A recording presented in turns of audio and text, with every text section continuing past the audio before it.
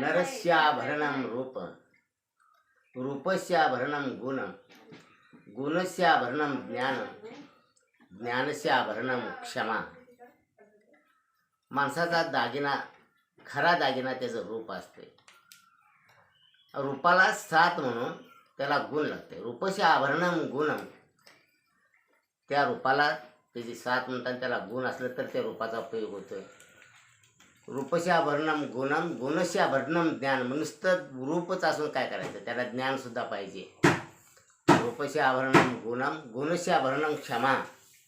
आणि ह्या चारही गुणाचं त्याला संपूर्ण आहे की संपूर्ण माणूस होतो. म्हणून रूपस्य आभरणम गुण गुणस्य आभरणम ज्ञानस्य आभरणम क्षमा. असा परिपूर्ण माणूस झाला की तो हे लोकी शोभून दिसतो. तर शैले शैले नमाणिक्यम मौक्तिकम न गजे गजे साधव नाही सर्वत्र चंदनम न वने वने. प्रत्येक जंगलात माणिकाच्या खाणी असतात असं नाही. शैले शैले न माणिके मौक्तिकम न गजे गजे.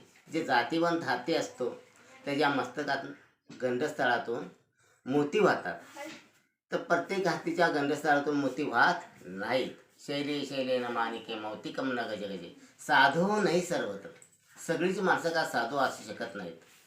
त्याप्रमाणे साधव नाही सर्वत्र सर्वत्र चंदनम न वने वने. प्रत्येक जंगलात काय चंदनाची झाडं असू शकत नाहीत. अशा प्रकारे सगळं विरळ विरळ असते, सगळं एकसारखं नसते.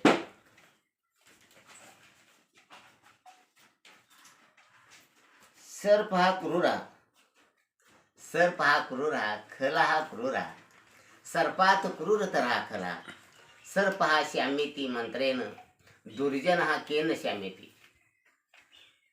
सर्प सुद्धा वाईट असतो आणि मनुष्य काही मनुष्य सुद्धा भयंकर वाईट असते सर्पापेक्षा. सर्पात क्रूर तरा खला. सर्पापेक्षा वाईट मनुष्य असतो. सर्प हा सामेती मंत्रेन. सर्पाला शांत कसं ते, तर सर्प हा श्यामेती मंत्रेन. त्याला सर्पाला शांत मंत्रानं करा येतोय. वाईट माणसाला कशाला बरे शांत करता येतो. दुर्जन हा केन श्यामेती. अशा तऱ्हेनं सर्प माणूस असतोय. काय हंस हा शुक्ला बका हा शुक्ला. हंस हा पांढरा असतोय, बगळा सुद्धा पांढराच असतोय. दोघे एकसारखे असतात. हंस हा शुक्ला बका शुक्ला को भेद बकांशी हो. त्या दोघात मग फरक काय. नीर क्षीर विभेद येतो. नीर म्हणजे पाणी, क्षीर म्हणजे दूध. दुधात पाणी मिसळून जर त्यांच्या दोघांच्या पुढे ठेवलं तर हंस दूध तेवढं पिणार, पाणी तसंच राखणार. तर बगळ्याला ते करता येणार. नीर क्षीर उभे देतो हंसो हंसो बक बका. त्यावेळेला ते बगळा आणि हंस ते हंस असं राहते. सतेषु जायते शूरः सत्येषु जायते शूरः ससरेषुच पंडितः वक्ता दशसहस्रेषु दाता भवति वानवा. 100 माणसात एखादा शूर निघतो. सतेषु जायते शूरः ससरेषुच पंडिता. हजारामध्ये एखादा पंडित शहाणा येतो, जन्माला येतो. ससरेषुच पंडिता वक्ता दशसहस्रेषु. वक्तृत्व का करणार, भाषण देणार असा एखादा 10,000मध्ये मिळतो.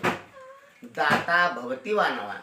जे दानशूर माणूस असतो, दान करण्याची प्रवृत्तीची माणसं मिळत नाहीत, ते दाता भवती वानवा मिळतो किंवा नाही मिळतो.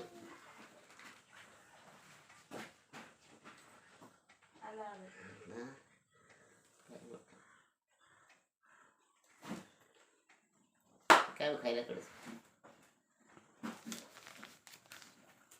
काका कृष्ण. काका हा कृष्ण. काका हा कृष्ण पिका हा कृष्ण.